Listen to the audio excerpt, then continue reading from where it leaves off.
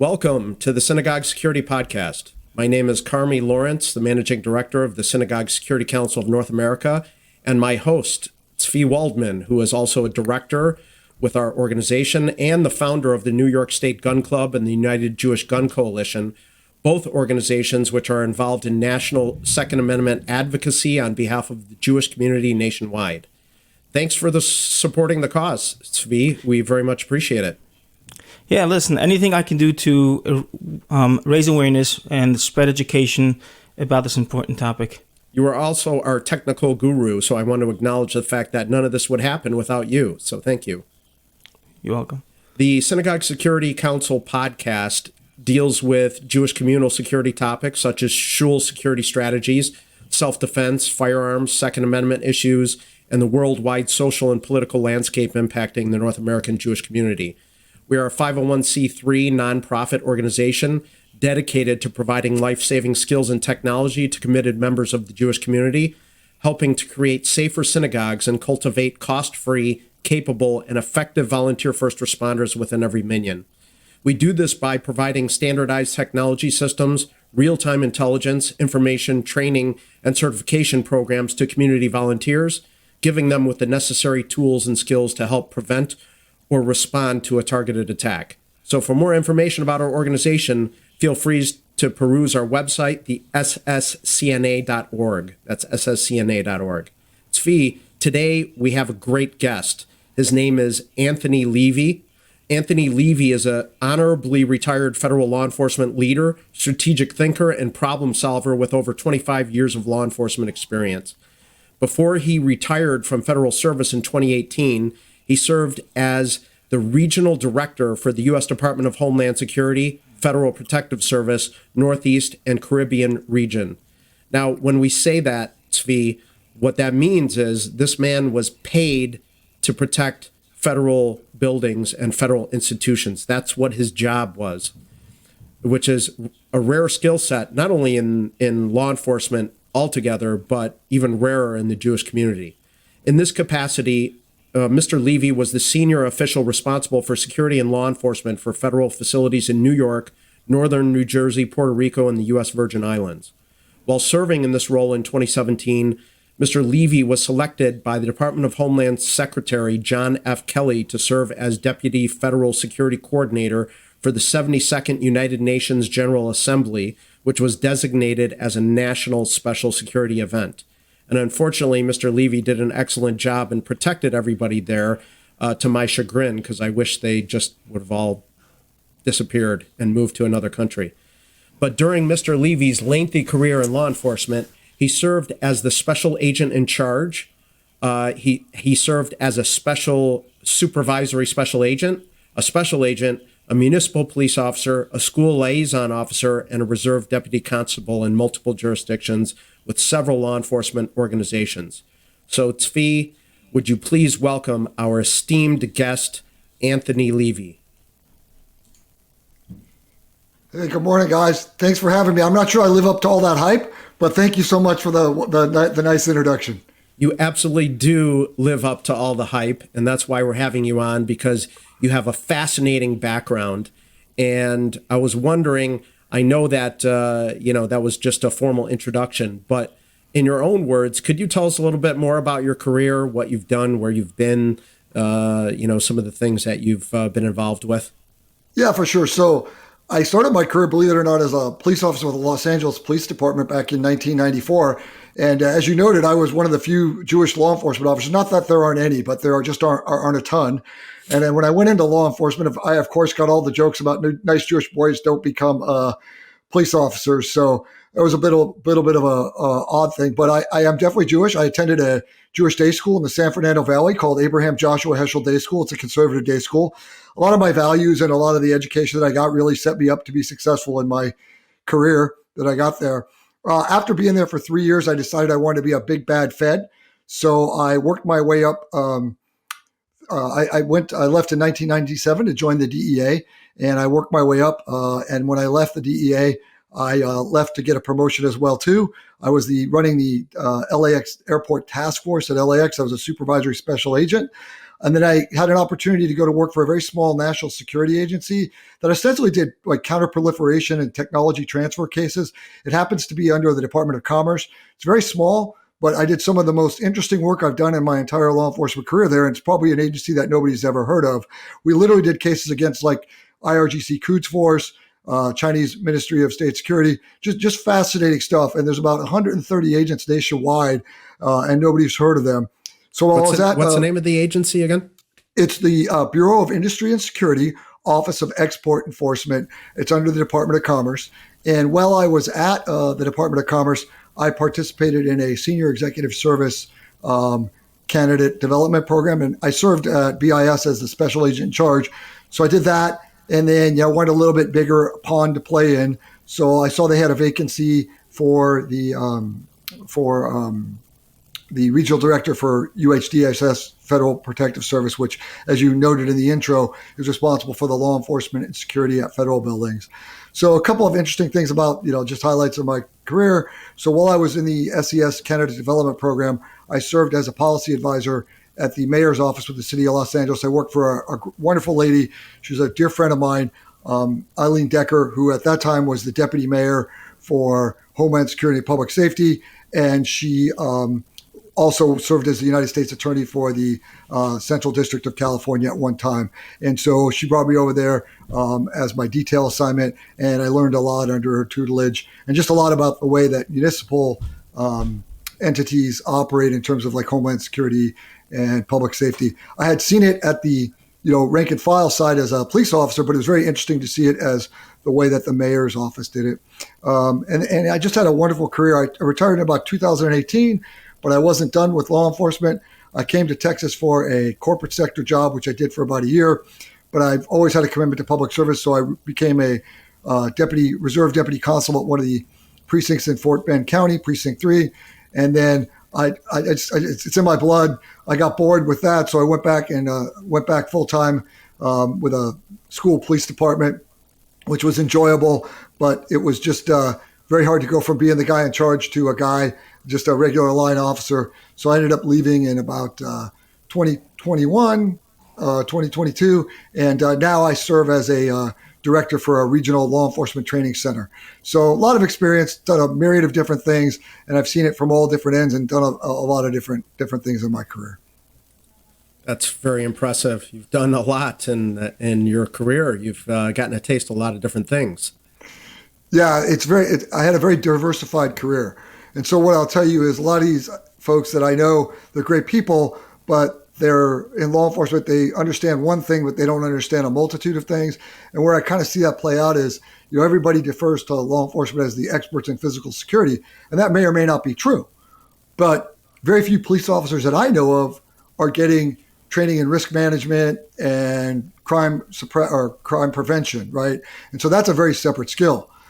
Just because somebody's a law enforcement officer, went through the academy, and I'm the director of an academy, so I know we're not teaching a lot about physical security in law enforcement. We're not teaching a lot about crime prevention. They do get a little bit, but in terms of like advanced education, that's more something that you're going to get if you specialize in that, right? So it's just a very interesting mix of folks that you'll get in the profession. Yeah, that's a great point. I know from my own background and experience in corporate security, a lot of the things that I learned were from practical experience, things that happened to me, and then, experimenting, trial and error, what works and what doesn't work, and preventing those things in the future. And now currently, with the military and the U.S. government, I see that they're very process oriented, and they like to find the process that works. And there's not a whole lot of flexibility within that process. I would say not very agile in making changes in development in response to the current threat landscape. So did you find that to be frustrating, in your career in the federal government?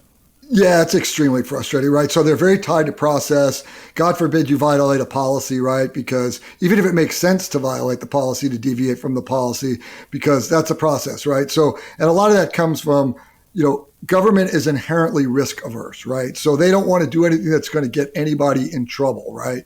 So they live and die by the quote unquote policy, right? So God forbid you step out of the policy or the manual or whatever, is the soup du jour for that particular day.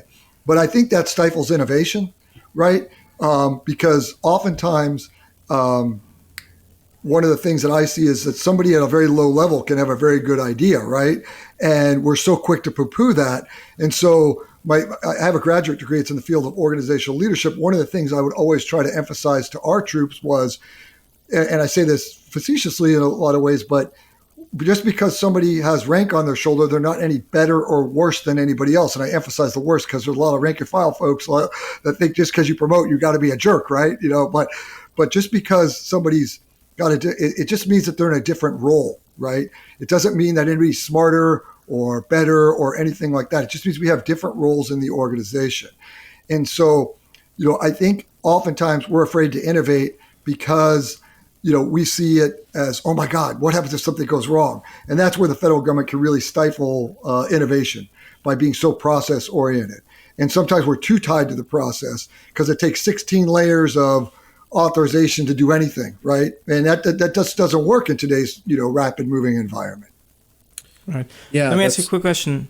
Go ahead. Is there any tract in any of the law enforcement categories that focuses specifically for like location security, building security, perimeter security, or stuff like that, or this is just something that people pick up throughout their law enforcement career?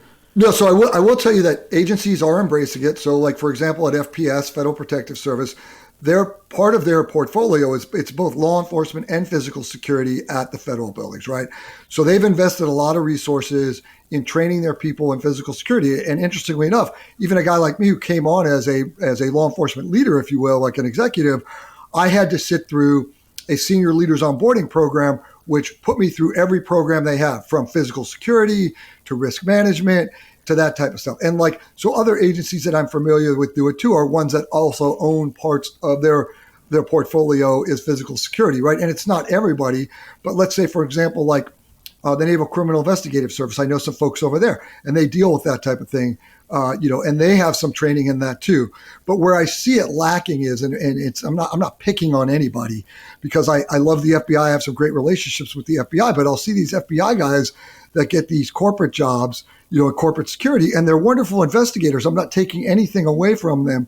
But what I do notice is they're really not trained in risk management, or not all of them would be trained in risk management, right? They're trained in investigation, but they're not trained in physical security and risk management. And, just because somebody has, LAPD or FBI or a very, very big name brand law enforcement organization before or after their name doesn't mean that they're necessarily trained in these aspects. So to your question, Tzvi, certain agencies are embracing it. And yes, the crime prevention folks at LAPD are probably trained in, security through environmental design and all that stuff. I'm not familiar with the regiment because I left there probably over 20 years ago, their training regime, but I would assume, that's a reputable department. I would assume that they have that kind of capability. But I get very frustrated by some of these folks sometimes that'll want to opine on different things in the physical security and risk management realms. And you ask them, what's your basis of that opinion? And clearly their credentials don't back it up, right? And that's not everybody, because there's plenty of people, if you were the security officer, if you were the agent that served as a security officer at FBI, you would be trained in these things, right? But if you're just your average FBI agent, what do they know? That, DEA's Academy was literally in the same building at the time I went through it. And I have a pretty good idea what their curriculum was back then, right? Because we would talk to them, this, that, the other thing. So, in the federal government, I was trained in, how to secure a buy bust, for DEA, what precautions we're going to take, if we had an agent that was threatened, obviously all those sorts of things, all those scenarios that you would train to in that role. But when we started to talk about physical security and securing federal buildings, I didn't really get exposed to it until I was what was called the designated official at BIS. I was the guy that was in charge of it. So I had to take some classes to get familiar with it. That's sort of how I got into the whole thing and went to FPS. And then I only had that because I was a special agent in charge and needed to be familiar with that, right? So like an organization like DEA, yes, there's a special agent that serves as a security officer. And yes, they would be trained in this stuff because it's part of their job. But was the average agent trained in physical security? Absolutely not. Now, they're very knowledgeable. They know a lot of great things. but they don't know a lot about physical security unless they've been through those schools. All right. So it's assumed to say I can probably say it's a kind of like a niche specialty within the federal government. Not Correct. a lot of people Correct. are familiar with that. And to be fair, there are some non-sworn people, physical security specialists at organizations like the Social Security Administration that work closely with FPS that are probably way more dialed in on the physical security aspects than your average law enforcement guy. So my point with that is just because somebody's a law enforcement guy, and we see this all too often in law enforcement circles, just because you're a homicide detective doesn't mean you need know anything about drug investigations, right? And vice versa, right? Just because you're a HSI agent who has a lot of experience about counterproliferation doesn't necessarily mean you know about drug investigations. It's, maybe you have some training, but what have you actually done? What is your repertoire, right? And so I always, when I'm looking for security experts or people with a background, I always want to drill down a little bit more on their credentials, right? Because risk management, as you guys know from the private security world, is a whole different field. It's a whole different aspect. Well, I think the problem becomes when these law enforcement officers retire and then they want to get into consulting and they are talking to people who don't have any background, such as school administrators or, institutional administrators.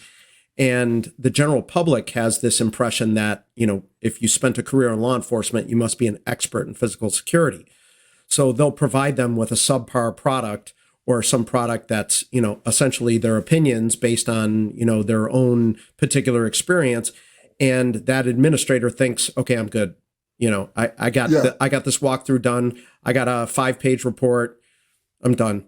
It's a very common thing. And honestly, I've seen it in other, Jewish security organizations, right? I mean, it's even beyond that. Like they hire these people that, it's sort of like, and God bless them. Like I love cops. I am a cop. I want every cop to get a great retirement gig, right? I truly do. I mean, I really mean that. I wish everybody the best. But, you see this in a lot of organizations, like where people sell themselves as one thing and they're not really prepared to do the functions that they're hired in, right? And so my message to those listening would be drill down on people's credentials, understand, do they have a background in physical security and risk management?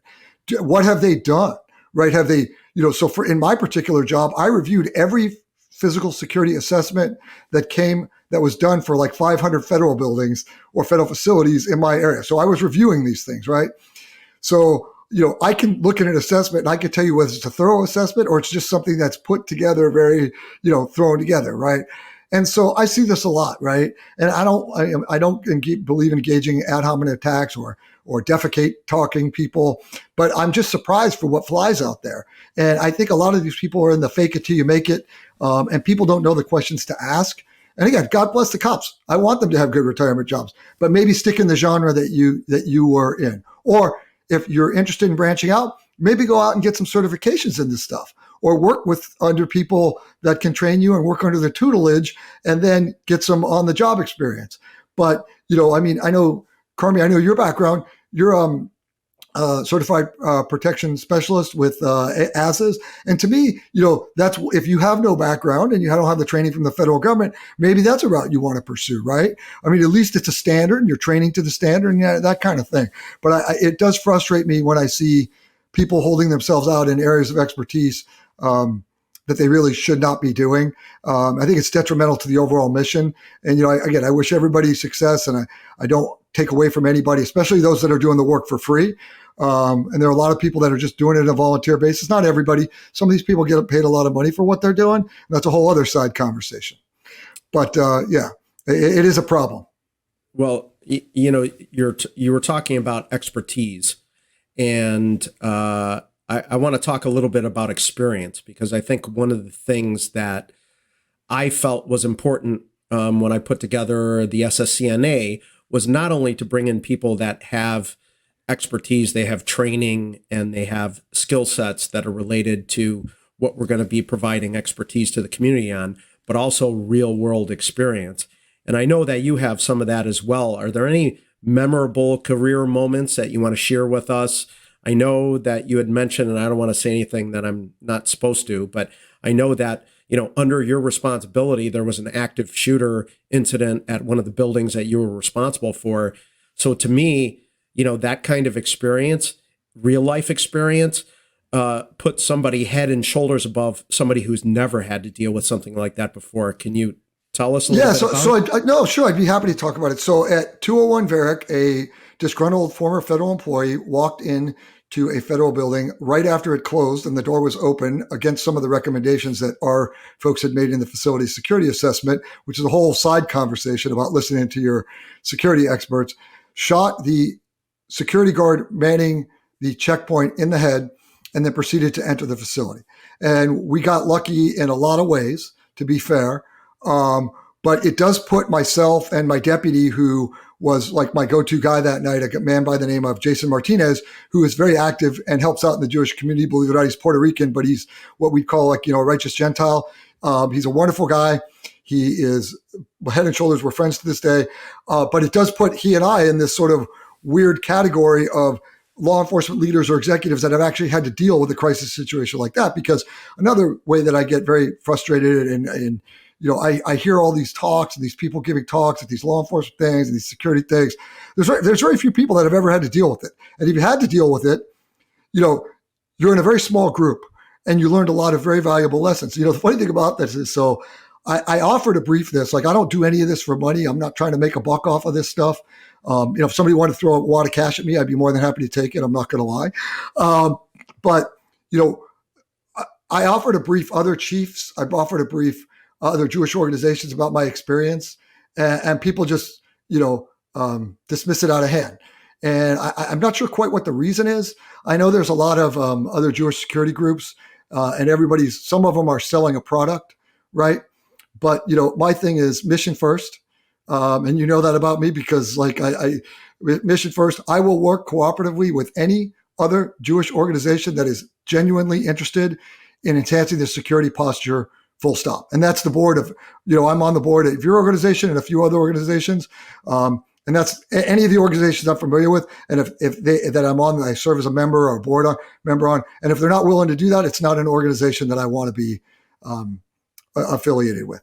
But yeah, so I offer to brief them, and I'm just amazed at how few people have taken Jason and I up on that. And it's silly, right? Because even if you say, oh, these guys don't know anything, well, maybe you've learned something what not to do, right? So yeah, we learned a lot of lessons. Everything from, one of the things I drive home is, first of all, Murphy's Law. No good plan is going to survive contact with your adversary or enemy. But also some of the things we did worked really well. So Jason and I had kind of mentally rehearsed what we would do, what our responses would get to be, visualization, right? And we went to our plan. Now, did we know what building it was going to be at? Absolutely not. But we said, hey, this is what's going to happen, right? And then, we were firm believers, and I can't compliment the NYPD and the FBI enough because we worked seamlessly that night, right? And we all had overlapping equities, right? And Deputy Commissioner Miller, when I got down to the scene, and Deputy Commissioner Miller, he was a TV personality, and then he became the chief of intel for the commissioner of intel for NYPD and LAPD, and he's now back on television. Just an outstanding guy. We had developed relationships prior to that day, right? And that's the one thing we always say in law enforcement: the time to hand out the business cards is not when the emergencies happen. And so there's a lot of very good lessons learned that we learned that I'd be happy to impart to anybody. And that's probably a little bit more of an in-depth conversation. And, if any of the members or the institutions that we're working with are want to hear that briefing, I think I've sent you the PowerPoint. Jason and I would be more than happy to put it on. We learned a lot of very, very good things. We learned some things that we did very poorly, right? So for example, there's just certain factors you're never going to control, and what you can do to mitigate those things, like environmental traffic in New York City on a Friday afternoon. So it took me literally almost an hour, lights and sirens, to go from 26 Federal Plaza down to 201 Varick, because people just don't listen to instructions. The other thing is, no matter how much you train the people in the federal building, federal employees are probably a lot like high school students. They're not going to listen. We literally had a woman walk through the crime scene and over the dead body of the decedent, and it was caught all on video. Well, she probably had to get home. Yeah, I mean, that's really what it was. Did she shelter in place? Now, by that time, the threat had been neutralized, but did she know that? right? And then so the PA system, of course, didn't work, which, everybody tried to blame FPS on that one. Well, that's not really our job.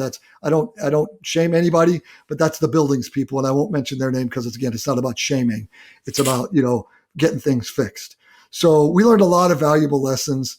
And again, we'd be more than happy to discuss that.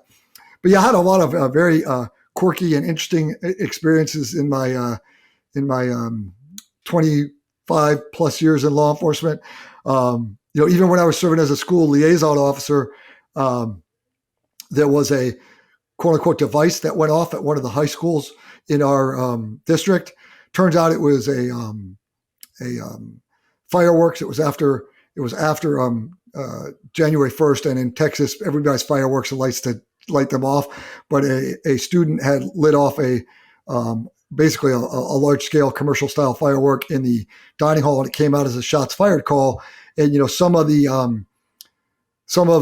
elder officers had given a younger officer a lot of grief, and I pulled her aside and I said, "No, you did the right thing." Because you talk about social norming, right? I would rather have the massive response than the, oh, this is no big deal, because, there's a 3-minute response time, and that's average. And that's what Alert puts out, and I have a lot of respect for Alert because it's knowledge-based. But I think the one thing I'd say about Alert statistics is, remember, that's an average, right? So I would rather have the average 3-minute response time, and that's not in every jurisdiction. It's funny, when I first went to the school district police department, the chief asked me, well, how long does it take to respond to an active shooter or an active attack? And I said, not to sound like an attorney, but it depends. So what he was looking for was the Alert answer. But I don't like that answer. I don't like it for a lot of reasons, because that's an average. So we saw in Tennessee, right, that the time from the call that came out was approximately 14 minutes, right? That's a lot more than 3 minutes. And don't get me wrong, the officers in Tennessee, I take my hats off to them.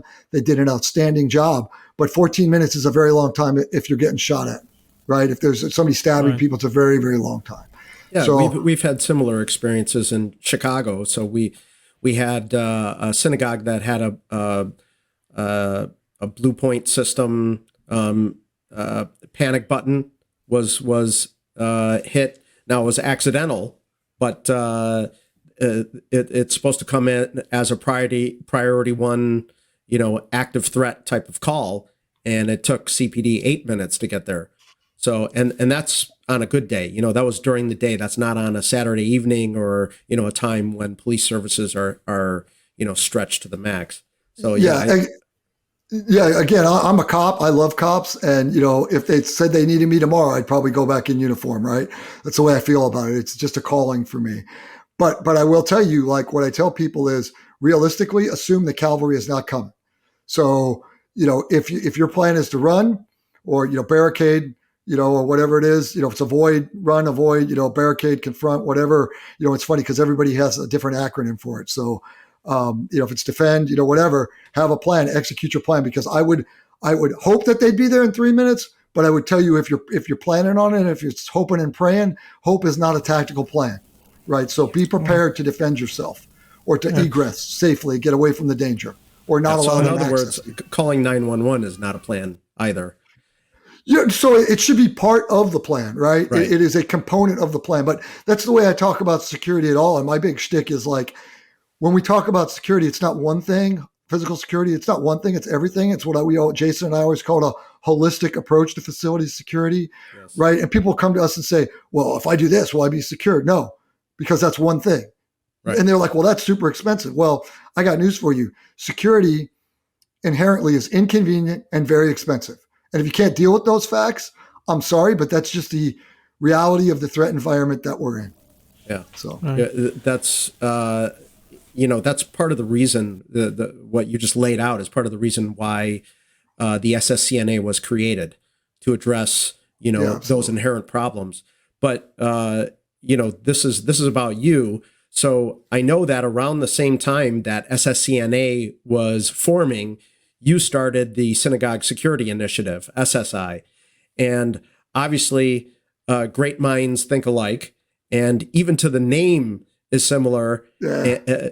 And we both both of those concepts were created in separate paths, independent, because we didn't know one another at that point in time.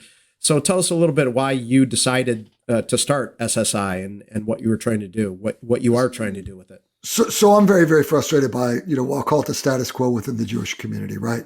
So you have what I call the legacy Jewish organizations. And again, I don't want to insult anybody. I'm not trying to put anybody down. But for example, I looked at it's funny because I just looked up something. So in 2020, one of these legacy Jewish organizations raised $16 million. Okay. And they came out in the local area that I'm operating in Houston metro area, and are giving micro security grants in the amounts of $4,000, right? And we asked this same organization for $50,000 to train and equip security guards, and we were turned down, like legitimately train and equip higher than the basic training level in the state of Texas, for armed security, and we did a lot of things like that. And I just get frustrated because their MO seems to be they will raise money on the backs of the Jewish community. They will spend a lot of money on fancy offices, salaries for individuals that I really honestly can't figure out what they do. But then you ask them to help you with something and they just don't do it. So my concept was to raise money from not just within the Jewish community. I was really trying not to.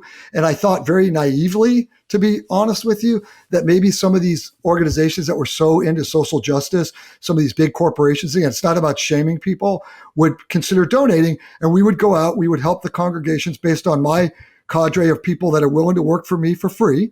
The Jasons of the world and all the people I used to work with that have experience securing federal buildings, we would help them get purchase countermeasures and suggest strategies. Well, I'm here to tell you that the only people that have donated money to this organization are concerned Jewish people, right? That see what we're doing and have the frustration that we have. So that was our plan. So we've sort of branched off and gotten into all sorts of other areas. This has been a wonderful journey for me because I've made friends in Jewish communities all over the country, made friends with a gentleman by the name of Rabbi Yossi Effort, who runs an organization out in LA called Magen Am. And that's where we kind of got the idea to create our own security company. So we've branched off. We've done it. We did a DBA. We do it under our name. It's Lone Star Haganah, because well-trained security guards that pay attention, that are trained well beyond the state standards, that are trained properly, have liability insurance, all that other stuff. And doesn't work in every jurisdiction. Like it's some jurisdictions like Chicago, I think you guys are better off just using volunteers.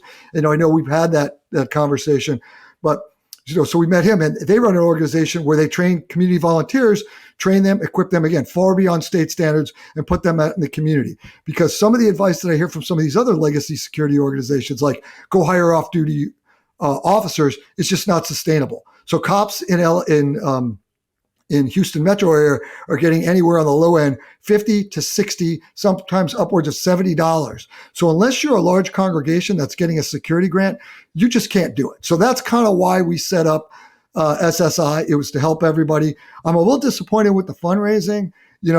I guess I went in this, and one of the rabbis that I teach some things to said, Tony, I'm surprised that you were so naive. And I guess, that's a fair comment. I just thought, all these people claim to be interested in all this social justice. And you and I both know that the statistics will tell you that. I love how certain people try to be politically correct and will phrase it like a religious hate crime. Per capita, Jews are more likely to be the victim of a hate crime than any other group. It's just that simple. It's just that simple. You can phrase it and you can make it PC and you can do whatever you want to it, whether it be religious hate crime, but it's per capita. I've seen estimates, Jewish people are about 1.8 to 2% of the population, but they're the largest percentage of victims of hate crime, for the per capita. Per capita is the way to phrase it. So out of that group, I would say that the most vulnerable among us are the outwardly identifiable Jews, observant Jews, because for one thing, they're readily identifiable walking down the street. Number two, they're easy to find. All you got to do is go to a kosher market or, go to the heart of the Jewish community. Most people know, like, for instance, the Muncie samurai sword attack. He drove from the Bronx to Muncie specifically to target Jews because he knew he would find Jews there. And then number three, they're the neighborhoods in a lot of the major metropolitan areas that Orthodox Jews live in tend to be in closer proximity to high crime neighborhoods because they have the concept of the A-roof, which, doesn't readily just pick up and move. You can't just pick up and move to the suburbs if you're going to be in an A-roof. So it's what we've seen with Chabad houses, worldwide. We've seen them be on the front lines of attacks, in many different jurisdictions. So it's like, it's an interesting dynamic that many people, I would say probably up until October 7th, many people were unwilling to really confront head on, or I would say, sections of our community or contingents within the Jewish community did not really want to confront head on, because after all, we're in North America. We have some of the best law enforcement in the world, and we have some of the best security infrastructure, in the Western world. And so I think there was kind of a, it can't happen here kind of mentality. And, going to your point about fundraising, one of the things that I've often thought is, your organization, my organization, we're now together in our organizations. We're security organizations that need, fundraising dollars. So we are subject matter experts in security that we need to engage in fundraising if we're going to get fundraising dollars. Where it seems like some of these other organizations, like there's a major Jewish organization in the Chicago metro area that last year raised $10 million in community security funds. $10 million. And I'm not sure, at least to my own knowledge, what has been done by that organization from a security standpoint, that they've done much more than you and I have done over the past year. Yes. As volunteers. I wholeheartedly agree. So look, in a virtual world, there's no reason why anybody needs a fancy command center. There's no reason why we need fancy office space. I mean, think about it from the perspective of the pandemic. The thing that I see a lot is there's a lot of duplication of services. And coming from DHS, I could tell you that the government will do this stuff for you. So there's a lot of the intelligence. If you can get cleared, you can be a community partner with the FBI. And in fact, I'm a member of InfraGuard, right? And the FBI loves community partners, right? And they'll work hand in hand with you. So I'm not sure why some of these organizations need to reinvent the wheel, if you know what I'm saying, and have to have their own things, right? But I want to go back to one of your points about what you said about the Orthodox community, because obviously I'm not an Orthodox guy. Look at me, I went to a conservative day school, was bar mitzvah in a Reform congregation, got married by an Orthodox rabbi, but I'm not an Orthodox guy. And the funny thing is, the ones that are really embracing what you and I are doing, it's not the mainstream Jewish folks, at the Reform shul or wherever. It tends to be the people in the Orthodox community that are embracing it. And, that's really was the shock for me about, how much work, we collectively have been able to get done in that community, because they were a bit underserved by some of these legacy organizations for a lot of very different reasons, which you probably understand better than I do. But, back to your point about the $10 million, yeah, what are they doing with it, right? I mean, I know what some of these salaries they're paying their folks that are less qualified than some of the folks that we have that are doing the work for free. So my question to them is, what are you doing with all that money? And if they really have that $10 million, why do I go to these shuls in the outskirts of the Houston metro area, or I'm sure it's the same thing. And why is there a synagogue that doesn't have a proper countermeasure at this point, right? So and again, like it's not just it's not again, I'm not shaming anybody, but I think a lot of these legacy organizations are very much about fundraising on the backs of what they do. And to your point, like we're security guys who do the work anyways. They'll say no money, no mission. And we come from okay, we'll do the mission and we'll figure out how to pay for it later perspective, right? Which is a little different. Like we'll MacGyver a solution to anything. And I know that from working with you guys, right? Yeah. So we'll MacGyver anything. We'll make it happen. We'll figure out how to get it done. And then we'll figure out how to pay for it, right? And so, it is a bit...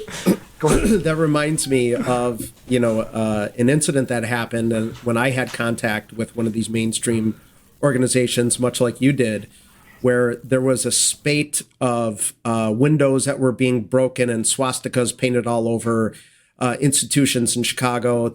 This happened a couple of years ago. It was one individual that was just, he was probably mentally unstable, and he was running around and breaking windows and defacing synagogues and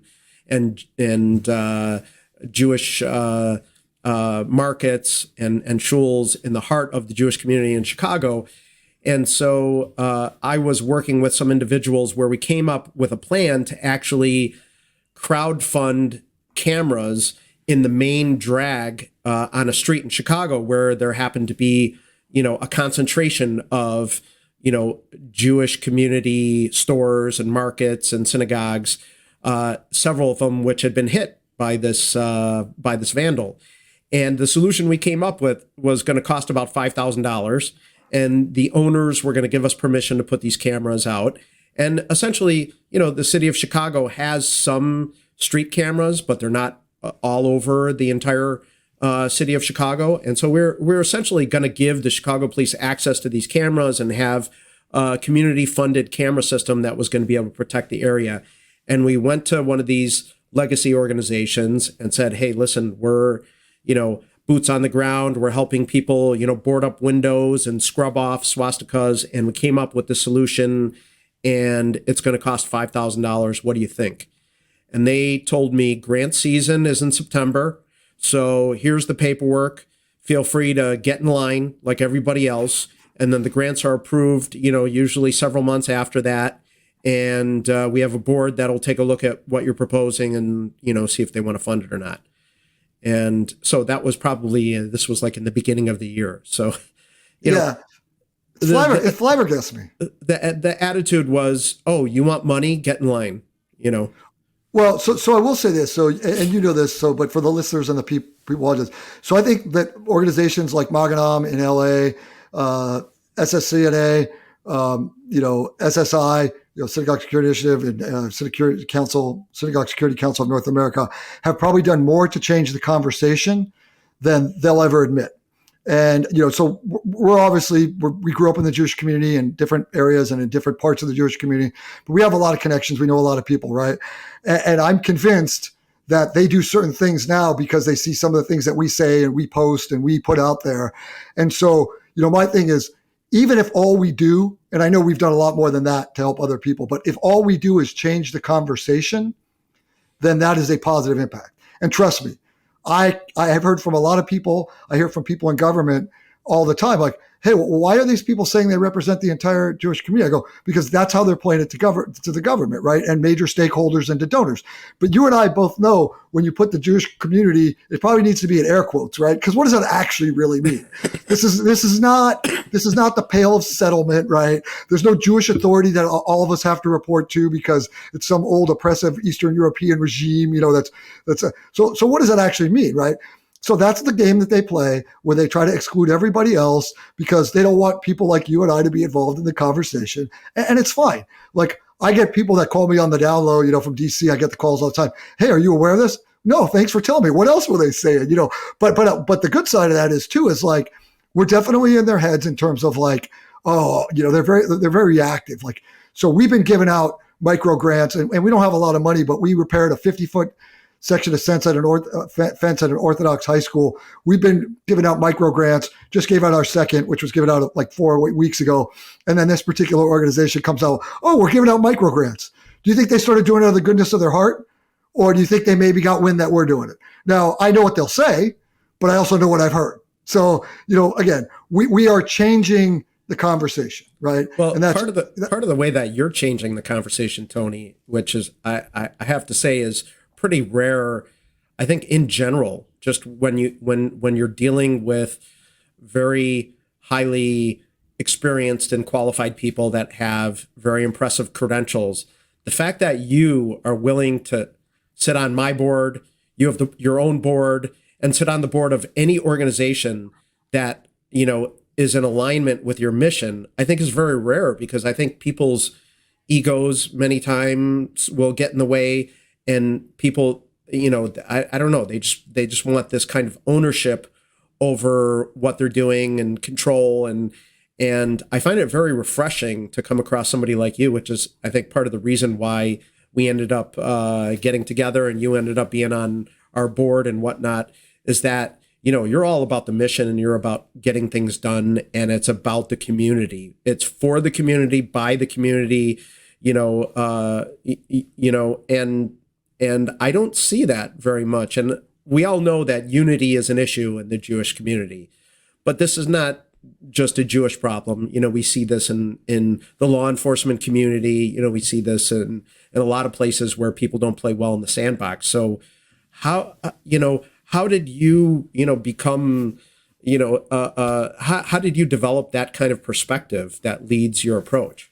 So first of all, it's funny because I always say this, like, I've got more medals and more decorations. You can look at the wall behind me. That's just one section of it, of all this junk on the wall than I ever need, right? So it's not about ego. And a good friend of mine is an FBI agent who I talk to all the time, Tony Levey, if you're listening.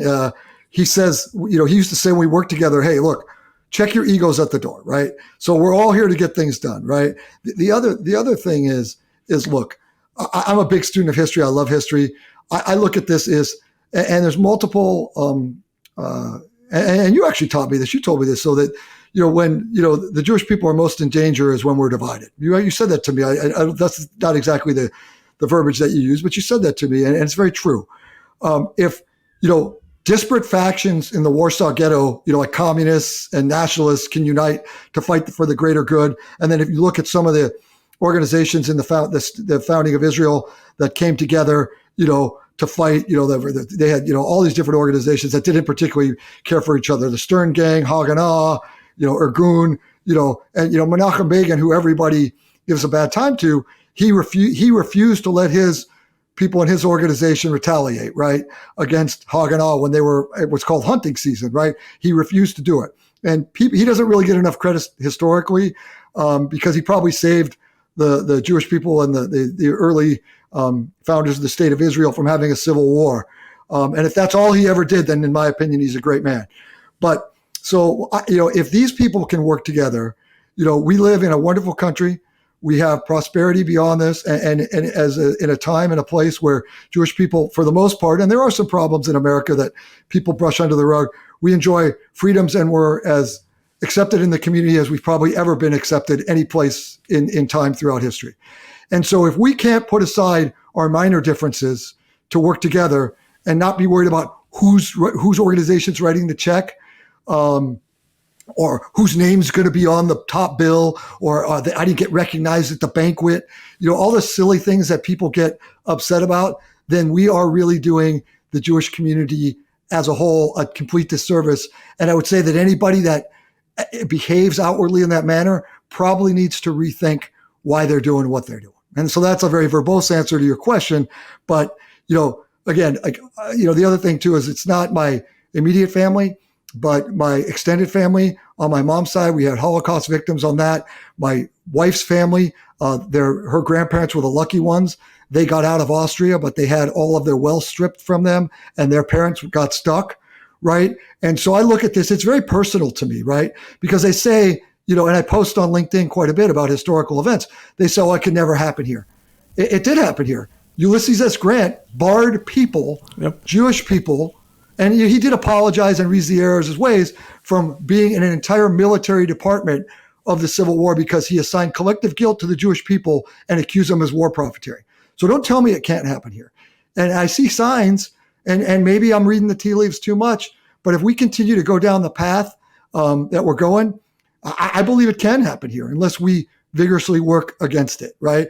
And so, I understand that there are probably genuinely a very small minority of people that have issues with the policies of the state of Israel. But too much of this criticism of Israel is just a Trojan horse for anti-Semitism. The BDS movement, there was a great thing. I posted it on my LinkedIn, but there was a great piece from a think tank in Jerusalem that basically outlines, like, Students for the Justice or Justice in Palestine, all of the things they did. And by any definition that I'm familiar with in the law enforcement realm, to me, and it's an opinion, so they seem to meet the criteria for a hate organization, right? So, it can happen here. It is happening here.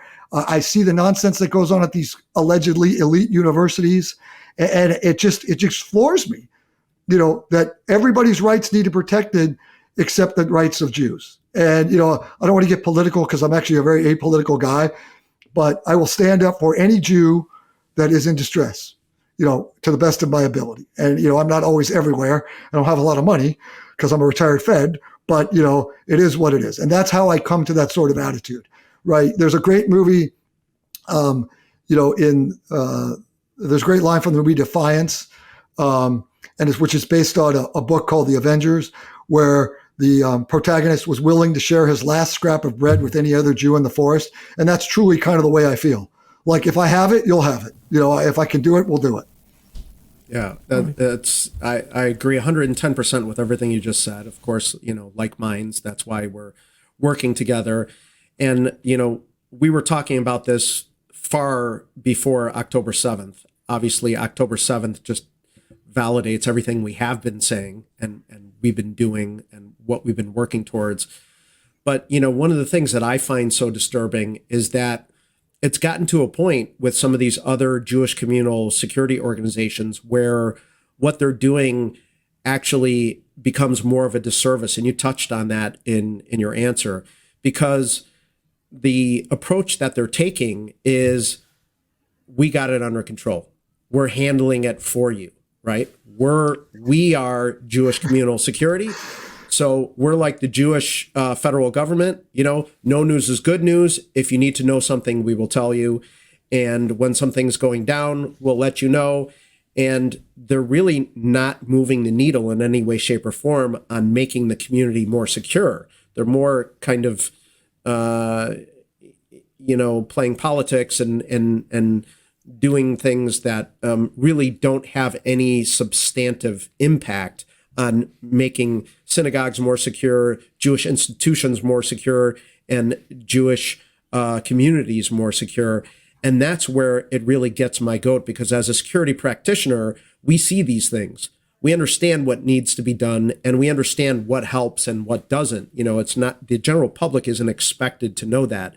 But it's almost like in any segment of society, when you have bad leaders that are guiding people down a dark path or the wrong path. This can happen with rabbis, it can happen with lay leaders, false messiahs, whatever you want to call them. But I think we're getting to the point here where we're starting to see that in these organizations that are claiming to be, for the safety and security and the benefit of Jewish community in North America, and yet they're doing things that are almost making us more unsafe. So I got very frustrated to the point of actually sending somebody a note sort of behind the scenes, after October 7th, it was sort of like, and I get it, there's a certain aspect, the sky is not falling, we do want to do what I call fear management, like, everybody should not be afraid to go out, but they basically were throwing cold water on this stuff. And I explained to the gentleman that, everybody's like, oh, there's no specific or credible information at this time. Well, so as a guy who used to say that to people, let me tell you, that's a nonsensical standard, right? Because the entire effort after October 7th was geared toward inspiring people to self-radicalize and go out and do things underneath the radar, right? So of course there's no specific and credible information, right? Because that wasn't the push, right? And the other thing too is, I'll say without getting myself in trouble with my former employers, is, it's funny because they say that on one hand, and then I would go into a SCIF, which is a secure room, and read classified cables with all the horrible, what they'll call aspirational plots that these people would be doing. But it wasn't credible yet because they hadn't had the materials or hadn't had the people in place to do it. So therefore it wasn't credible, right? So, let's be careful when we go out and say that, right? And so what frustrates me is when they go out and say this stuff, is silly. It's just ridiculous. And I had to ask them, like, well, who's doing your analysis? And the other thing too is, what you have to know about the federal government is, there's the people that are in charge that are pumping out the message, right? And there's the people that are doing the work. And a lot of times the people that are doing the work, their message goes up the chain and it comes out slightly different than what was reported before, right? So, and I think that's in any organization, whether it be private, public, whatever. But so, when these organizations come out and say this stuff, they really truly do a disservice to the larger community, right? And again, the first thing I will tell you about me is, I don't claim to be an expert in everything or even most things. But what I will tell you is I do understand the way this processes work, right? And who the players are, right? And, it's very frustrating for me, these people, to see them claim some expertise they don't have, and then to go out there and parrot bad information. You're better off not saying anything and just saying, guys, we are aware of the information, which is sound information going out about your daily lives. We encourage everyone to exercise due diligence and report anything suspicious, remain vigilant, and remain calm. I mean, that to me is better than, oh, we got this under control, nothing to see here, move on, which is like, there's no specific and credible threat information, and we got this, and we're liaisoning with our federal and state partners, and yada, yada, yada. Because that's just nonsense. Yeah, well, that phrase always, what I always translated that as, we don't know what we don't know. Right, So, and that's truly what it means. yeah. But, it's kind of like the advisory that we put out right after October 7th, and the head of Hamas had sent out a video on social media threatening, Jewry worldwide. And we put out a community alert about that. And we also put out a community alert about all of the demonstrations that were anticipated to result as a part of that. And we got very specific. I think you may have even been involved in that, Tony. We got very specific about, how these demonstrations can turn violent, that there's no good that can come out of them, that there's no need to counter demonstrate. And if you do counter demonstrate, do it at a different day and a different time. And it almost seemed like that the rest of the Jewish world, at least these communal Jewish security organizations, they were almost promoting these counter demonstrations. And they were saying, oh, this is just Students for Justice in Palestine, and it's just university kids, and, we have to take control of the narrative. And it's almost like, okay, where is the common sense? Where is the security practitioners involved in these efforts? And I understand that emotions take hold of people, and people feel the need to want to do something, but it's like, okay, who should we be listening to? And that's part of the reason why I think the conversation does need to change, and part of the reason why we do need to move the needle. And Be'ezrat Hashem, we are doing it and will continue doing it, like you said, because, the people who should be taking leadership and should be listened to are not, are not, they're kind of looking and assessing the political end of the situation, and they're following that path instead of trying to keep people safe. And it's just super frustrating. Yeah, so I was involved in that effort, and it was your the analysis we all put together. And I'm not an intel analyst by trade; I'm a trained investigator, but I was trained to do threat investigations. Obviously, was spot on. And it's funny because I was thinking about issuing something down here, and I'm like, oh no, we got SSCNA has it, we got it. I'm just going to send this out because again, it's not about credit; it's about sending the right message out, right? But what I will say about the organizations that claim leadership in a lot of things.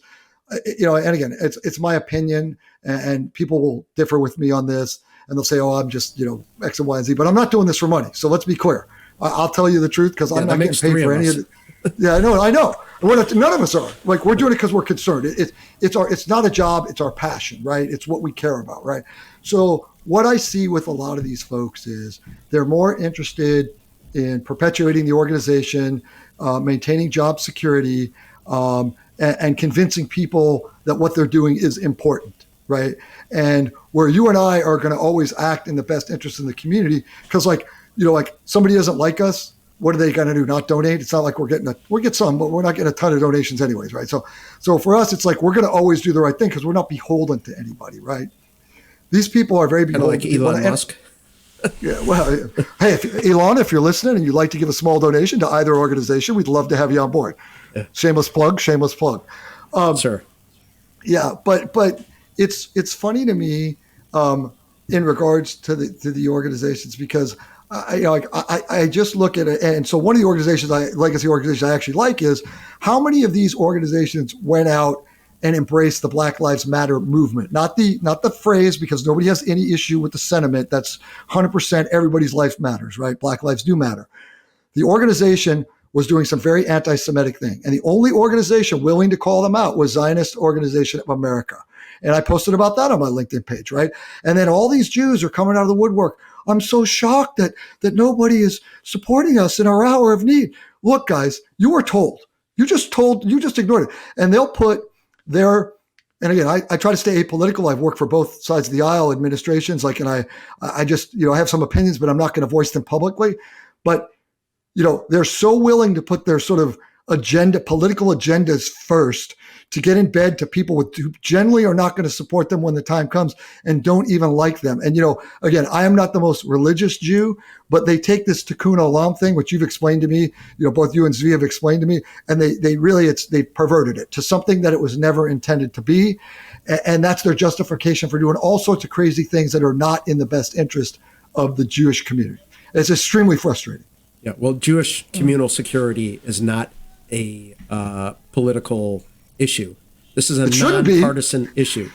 It shouldn't be. Keeping people alive and keeping them safe is apolitical, and that's the way it should remain apolitical, because everybody in the Western world has an interest in keeping their family, their communities, their society, their countrymen alive. And, right. If you don't agree with that, then you're in the wrong business. Right. Yeah, it's funny. Oh, I'm sorry, Tzvi, go ahead. I didn't mean to cut you off. No, whatever. I just want to have a question. So when you finish this thought, I'll ask it. I will tell you that what I've been amazed of, though, is people like Jason Martinez, who really has no dog in the fight, in terms of the Jewish community. Like some of the former law enforcement guys that are Christians by religion and birth, and that have been so supportive, and even more supportive of some of the people that are in our community, right? It's just amazing to me. And there's another guy who kind of sits in the background because he's still with the federal government. He goes by his nom de guerre, T.C. Roberts, but he's another guy who's done more to help the Jewish community than some Jews do, right? It's just absolutely amazing. So there are great people out there, and we saw this in the Holocaust too, people that put themselves at risk to help people that they really had no connection to, but it was the right thing to do. So I don't want to be, I tend to want to be optimistic, but I think we need to be realistic and pragmatic as well too. Well said. So I have a quick question, and we're almost out of time. So obviously, Tony, you have tons of experience when it comes to security and perimeter security, right? But at the end of the day, as you mentioned, tikkun olam, right? So tikkun olam is looked at, as on the individual level, right? So the way you fix the world is by you taking action and you fixing yourself, and that will have an influence on people around you. It's within, and you influence the people around you. So if someone wants to do security, right, they have to take responsibility, they have to do it, and that's how you create a proper security bubble around the community. So what advice would you have to the individual that looks at security and hears your background and he thinks to himself, how will I ever be able to do it? What should be his first step? What should be his mindset towards it? So first of all, that's a wonderful question. So what I would say is, first of all, security is everybody's responsibility, right? And we say that and people go, no, it really is. Take ownership, because as I mentioned earlier in the podcast, the cavalry is coming, but it's going to take them a while to get there, right? So my first suggestion is, look, first of all, I don't expect you to be at the level of somebody like Carmi, yourself, or me. Nobody expects that. But if you're going to do it, you're going to take ownership and you need to be responsible about it, right? So what that means is getting properly trained by professional people. And there's another member of our organization, Rick Roberts, who is not on the podcast today, who is a wonderful trainer, far more experienced in certain aspects of things than I am. But reach out to those people in the community that can provide you with training. Get trained, get certified by professional people with proper credentials, and also make sure that they're training you to standards that are defensible, both for yourself in court, should a need ever arise, both in civil and criminal court, and also that are going to be pragmatic and work.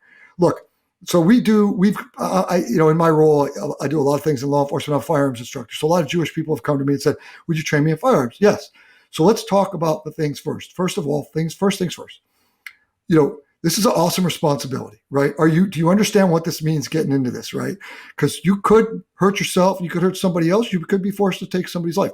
Are you okay with that, right? So let's talk about that first. Second of all, can you be safe? Can you be safe at home? Can you be this? Third of all, are you willing to put the time and effort in? Because if you're one of these guys that's just going to go out and buy a gun, get the license to carry in Texas and never train, you're doing your community probably a larger disservice, right?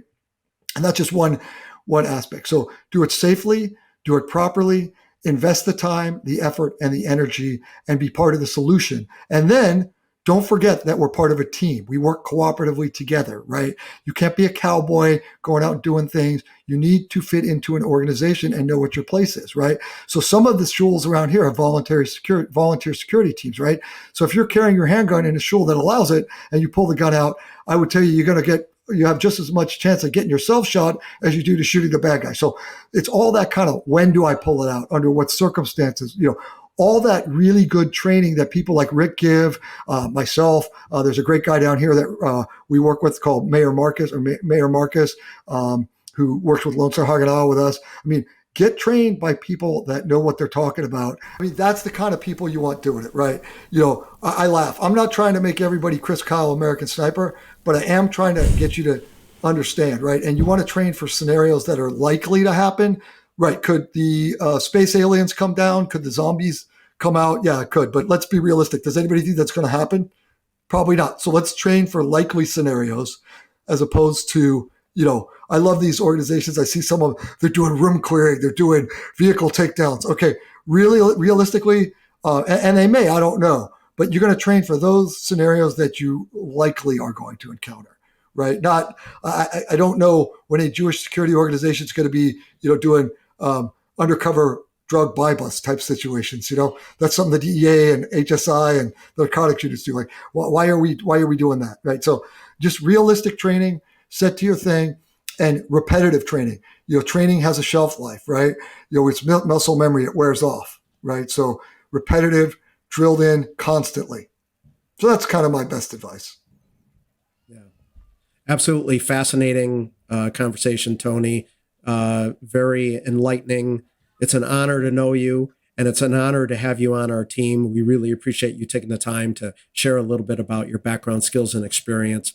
And we want to invite you back again, if you don't mind, maybe you and Jason, to do a webinar or what do they call it? A debrief on the active shooter situation. The real life active shooter situation that you dealt with, the lessons learned. And I think that would be really valuable for the community. Maybe we can make that a national event. Yeah, I'd love to do it. And I'm sure Jason would be happy to participate as well, too. Perfect. Thank you so much. Tzvi, you have anything else for Tony? No, I think, look, it's a great honor. Thanks for helping us out and joining us. The fact that we have someone that's actually been responsible for buildings, for securing actual buildings, I think it's a great value that not a lot of organization has. And we're just happy and thankful for you. Yeah, gentlemen, the pleasure's all mine. And again, it's all about the mission, and it's great. It's like I said, it's been a journey. I've met so many wonderful people through doing this to try to do this for the Jewish community, and I count you guys among them. You count you guys as my friends, which is awesome. So thank you for everything.